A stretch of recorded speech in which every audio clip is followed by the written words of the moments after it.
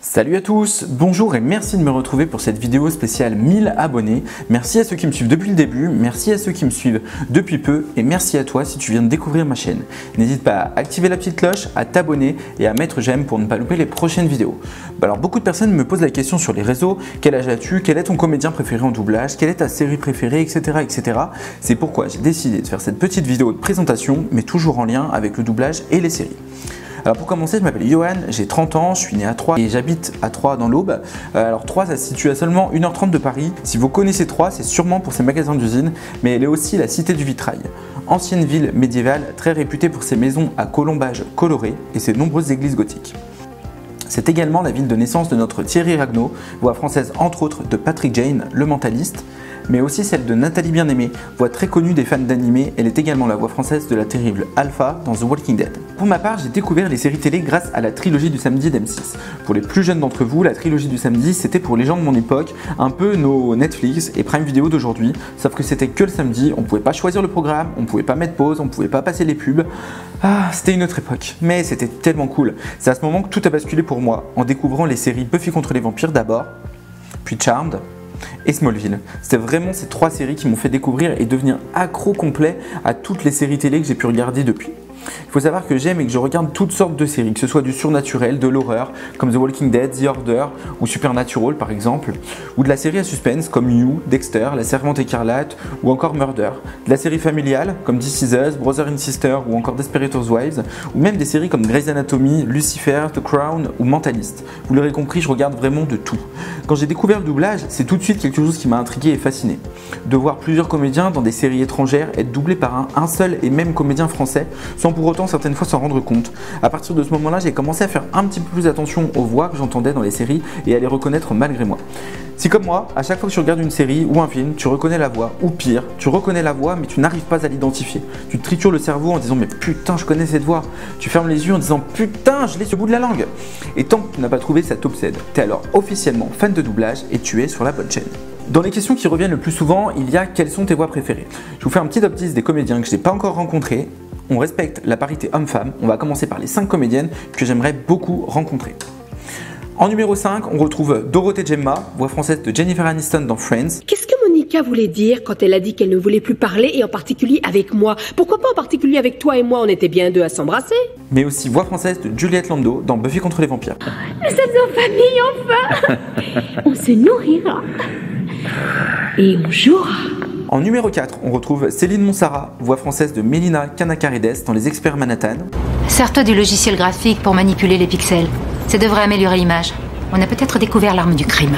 Mais aussi époustouflante de crédibilité sur Jenna Elfman dans Fear the Walking Dead. Même si j'avais été sur place, j'aurais pas pu le sauver, crois-moi. Numéro 3, Blanche Ravalec, voix française de Marcia Cross dans Desperate Housewives. Nous allons fêter votre retour comme il se doit. Nous allons organiser une réception en votre honneur. Ou encore de Barbara Kircher dans Once Upon a Time. Maintenant, ils savent ce que nous avons prévu de faire. Rumpelstiltskin est malin.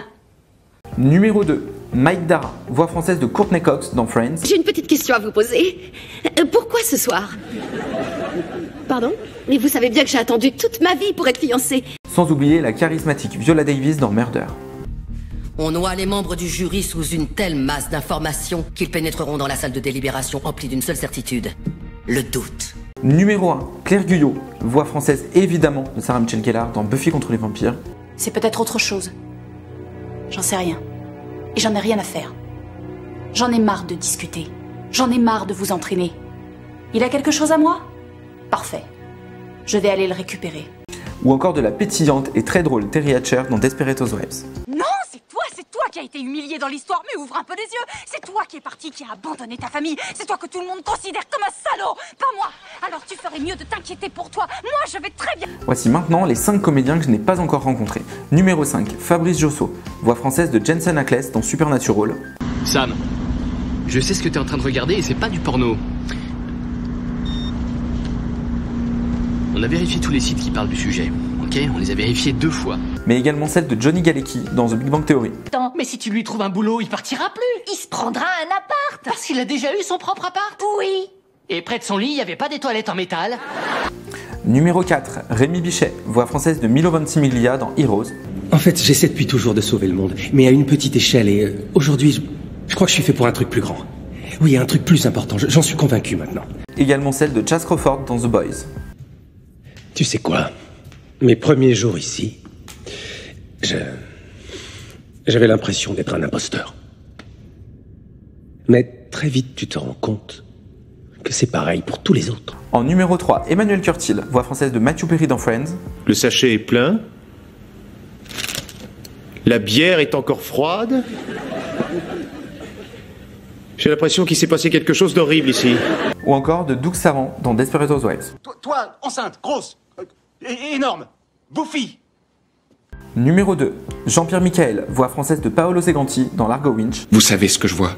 Une femme qui fait preuve de gentillesse envers un homme qui a des ennuis, qui n'a pas perdu la tête aujourd'hui quand tout allait de travers, et qui est sûrement capable de tout dans la mesure où elle a décidé de faire quelque chose. Et de Karl Urban dans The Boys. Quand je l'aurai, j'appellerai une de vos équipes. Elle aura qu'à retracer le signal de ce portable et aller récupérer le petit. Et puis ce sera à vous de faire du meilleur boulot pour le planquer cette fois. Numéro 1, Damien Ferrette, voix française de Michael Rosenbaum dans Smallville. Je ne propose pas de prêter mais d'investir. On est dans les fermiers à se moderniser et à se développer. Dans le temps, on produisait 20% du maïs de cet état. La ville était en pleine expansion. Mais aussi la voix française de Tom Ellis dans Lucifer. Et moi, je suis le diable! Je faisais respecter la loi en enfer. On m'envoyait les pêcheurs pour que je leur fasse enfin subir ce qu'ils méritaient. Et c'est mon travail maintenant de le faire sur Terre. Autre question qui revient régulièrement, quelles sont tes séries préférées? Donc c'est parti, je vous ai fait un petit top 10. En numéro 10, on retrouve Brother and Sister, parce que de base, c'est pas forcément mon type de série, mais elle a su m'accrocher dès le début et me faire devenir accro à cette famille, dirigée par cette femme de caractère qui n'est autre que Sally Fields, doublée par la regrettée Monique Thierry. Ton père t'adorait comme tu n'as pas idée. C'était toi son préféré, tu n'es qu'un garçon gâté pourri. Tu sais ce qu'aimer veut dire dans la famille, ça veut dire t'es un nul, et rien de ce que tu fais ne sera jamais assez bien. C'est pour ce que les enfants sont ingrats. Rien ne compte pour toi à part ton petit ego, mais comment tu en es arrivé là? En numéro 9, American Horror Story, parce que cette série d'anthologie horrifique reprend tous les codes des films d'horreur au fil de saisons indépendantes, les unes des autres, avec en tête d'affiche des comédiens tous plus talentueux les uns que les autres, notamment la talentueuse Sarah Paulson, doublée par Mélodie Dubos. Si vous me parliez un peu de votre ami. Quel ami? Celui qui est à l'hôpital, le junkie couvert de sang qui n'est pas le sien. Ah, vous savez les junkies. Faut pas croire un mot de ce qu'ils disent. Numéro 8, The Walking Dead. Elle aurait pu faire partie du top 5, mais certains arcs narratifs ont pour moi été beaucoup trop longs. Les dernières saisons ont cependant retrouvé leur niveau d'excellence et font quand même de cette série une de mes séries préférées. Et puis la VF, pilotée par Benoît Dupac, est juste parfaite. Beau boulot, Clint Eastwood. T'es le nouveau shérif? T'es venu nettoyer la ville? Je suis pas là pour ça, non. C'est ça, ouais, yeeha. Numéro 7, This Is Us, parce que cette série sur l'amour et les tourments de la famille te font aimer chacun de ses membres. À chaque fin de saison, tu te sens comme abandonné par cette famille.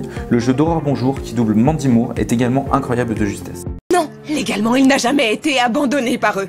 Aucune autorisation d'adoption n'a été signée par ses parents biologiques. Ils peuvent très bien avoir le droit de leur côté. Et je ne peux pas. Je ne peux pas, pardon mon fils. Numéro 6, Dexter, parce que cette série te fait aimer les tueurs en série et entendre les pensées de Dexter, doublé par Patrick Mancini, est juste un régal. C'est pas elle qui a tiré ces trinités, mais Motus, pour l'instant, j'ai besoin d'un peu de temps devant moi. Morgan. Ok, oui, je sais où c'est. D'accord. En numéro 5, You. Dans la même veine que Dexter, les tueurs en série n'ont jamais eu autant la cote que Joe Goldberg. Et l'interprétation d'Anatole de Botina n'y est sûrement pas étrangère. Et regarde ce que tu m'as fait. Ce que j'ai fait. T'as fouillé dans mon passé. T'as disséqué ma vie. Tu m'as accusé d'être un fou capable de se comporter comme un monstre, de faire des choses atroces. Mais de nous deux, c'est qui le monstre, hein? Numéro 4, Fear the Walking Dead. Parce que contrairement à la série mère, elle arrive à se renouveler à chaque saison. On y découvre une Alicia Debnam-Carey qui sait s'imposer brillamment, doublée par Anouk Aubois. On sait même pas ce que ça veut dire.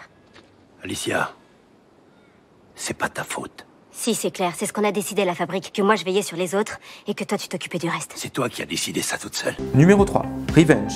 Parce que c'est la seule série que j'ai binge-watchée à ce point, impossible de s'arrêter tellement l'intrigue est prenante et puis le doublage de Chantal Massé sur Emily Van Camp est juste incroyable. Ne touche plus jamais à mes affaires, est-ce que c'est bien compris? Je t'ai mis dans le coup parce que je croyais que tu aimais mon père. Oui, je l'aimais, Emily. Et j'aime aussi sa fille et je veux la protéger. J'ai pas besoin de ta protection, Nolan. En numéro 2, Charmed. Elle fait et fera toujours partie de mon top 2 et aucune série de sorcières ne pourra égaler ce petit bijou des années 90.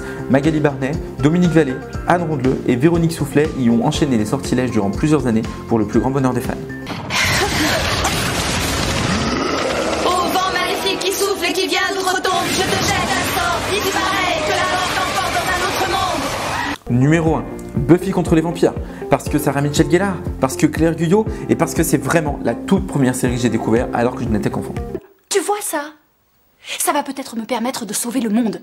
Je vais peut-être gagner la guerre avec ça. Et tu sais pourquoi je l'ai? C'est parce que cette nuit, tu m'as donné la force dont j'avais besoin. C'est grâce à toi. J'en ai marre qu'on soit là, à s'envoyer des vacheries, à se méfier l'un de l'autre. J'ai Face pour jouer à ça. Voilà, cette vidéo de présentation est maintenant terminée. Tu en sais plus sur moi et sur ma passion du doublage et sur les séries télé. N'hésite pas à mettre en commentaire si cette série t'a plu, à mettre également en commentaire tes 10 séries préférées afin que j'en sache un petit peu plus sur toi, à partager cette vidéo et à t'abonner si ce n'est pas encore fait. Et je te dis à très vite sur VF en série.